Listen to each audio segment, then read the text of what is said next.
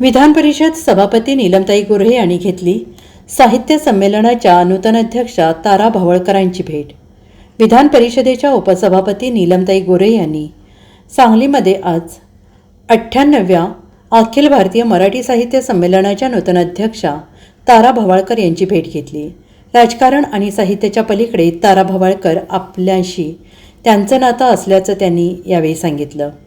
तसेच मराठी भाषेला अभिजात दर्जा मिळावा अशी मागणी नेहमी साहित्य संमेलनांमध्ये केली जायची, मात्र आता साहित्य संमेलनाच्या आधी ते मिळालेलं आहे। हे खूप आनंदाची गोष्ट असून हे साहित्य संमेलन पार पडत असताना तारा भवळकर यांच्यासारख्या महिला साहित्यिकाची निवड होणे हे खूपच गौरवाची बाब असल्याचं स्पष्ट करत, मराठी भाषेला अभिजात दर्जा मिळाल्यानंतर काही जणांकडून करण्यात येणाऱ्या टीकेवरून बोलताना केवळ ब्रेकिंग न्यूजसाठी वक्तव्य करणं हे उचित नाही।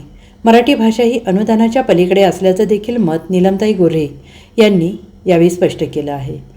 ताराताई भवळकर यांची भेट झाली आणि मी राजकारणामध्ये आहे, ताई संपूर्ण साहित्य क्षेत्रामधल्या एक दिग्गज लेखिका, कवयित्री, अभ्यासक, चिंतक अशा प्रकारची त्यांची भूमिका राहिलेली आहे। आणि खरं सांगायचं तर माणसाचं मन आणि स्त्रीचं हृदय जाणून घेणाऱ्या त्या एक वेगळ्याच प्रकारचं रसायन त्यांच्यामध्ये आहे। आम्ही सारख्या जरी भेटी होत नसल्या तरीसुद्धा ज्या वाटेवरून स्त्रीच्या जीवनाची ओळख सुरू होते त्या वाटेवरच्या आम्ही सहप्रवासी आहोत असं म्हणायला काहीच हरकत नाही आहे। आणि त्यामध्ये सांगलीमध्येच फक्त नव्हे तर महाराष्ट्रामध्ये अनेक कार्यक्रमांमध्ये आम्ही भेटलेलो आहे। त्यांची बहीण आमची सुहृद होत्या आणि विशेषतः संत साहित्य आणि वेगवेगळ्या प्रकारच्या साहित्यामध्ये स्त्री संतांचं जे मनोगत जसं आहे तसं सीतेचं मनोगतसुद्धा त्यांनी खूप समर्थपणाने मांडलेलं आहे। आज त्यांना भेटल्यावरती मला खूपच जुन्या आठवणी येत आहेत आणि महत्त्वाचं म्हणजे तशी परिस्थितीसुद्धा यावी लागते की त्यावेळेला आपण म्हणलेल्या विचारांची बीजं ही रुजून परत एकदा आपल्यापर्यंत पोचायला लागतात। आणि म्हणून साहित्य संमेलनाच्या मध्ये साहित्य महामंडळाच्या अध्यक्षा महिला आहेत, प्राध्यापक उषा तांबे। साहित्यविषयक संस्थांमध्ये याच्यावर चर्चा झाली आणि बहुमताने त्यांच्या गुणवत्तेच्या आधारावर ताराताईंच्या त्यांना साहित्य अखिल भारतीय मराठी साहित्य संमेलनाच्या अध्यक्ष आणि जे दिल्लीला होतं आहे त्याच्यामध्ये अध्यक्ष म्हणून काम करण्याचा सन्मान त्यांना प्राप्त झालेला आहे। त्यांच्या कर्तृत्वावरती त्यांनी तो प्राप्त केलेला आहे। स्थानिक स्वराज्य संस्थात जसं आरक्षण असतं तसं याच्यात आरक्षण काही नाही आहे, पण गुणवत्तेवरती ते आरक्षण म्हणण्यापेक्षा ती संधी जी आली आहे ती मला काळाच्या दृष्टीने फार महत्त्वाची वाटते। कारण एक असं सस्टेनेबल डेव्हलपमेंट गोल्समध्ये नेहमी वाक्य आहे की no one should be left behind, म्हणजे कोणी मागे राहता कामा नये।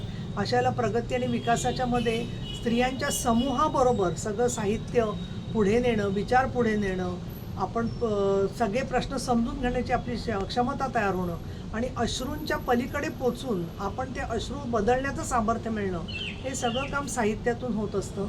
आणि त्यामुळे तारा भवळकरांच्या रूपाने एक म्हणजे याच्यापूर्वी दुर्गा भागवत अध्यक्ष होत्या, त्याच्यानंतर ताराताईंना अनेकमध्ये मग अरुणा ढेरे बाकीच्या सगळे अध्यक्ष विजया राज्याध्यक्ष होऊन गेलेले आहेत, पण त्याच्यानंतर तारा भवळकरांना सन्मान मिळालेला आहे हे खरोखर। आणि दिल्ली संमेलन होतं आहे आणि त्यामुळे महाराष्ट्रामध्ये राष्ट्रपती पहिल्या महिला झाल्यावरती जसा आनंद झाला होता तसाच आनंद आम्हाला तारा भवळकर अखिल भारतीय मराठी साहित्य संमेलनाच्या अध्यक्ष झाल्यामुळे झालेला आहे। विधान परिषदेचे उपसभापती, शिवसेनेचे नेता यापेक्षासुद्धा साहित्याची रसिक म्हणून मी या ठिकाणी आलेले आहे आणि म्हणून माझे जे राजकारणाचं होतं भूमिका त्याच्यापेक्षा मी इथे साहित्यप्रेमी म्हणून फार खुश आहे।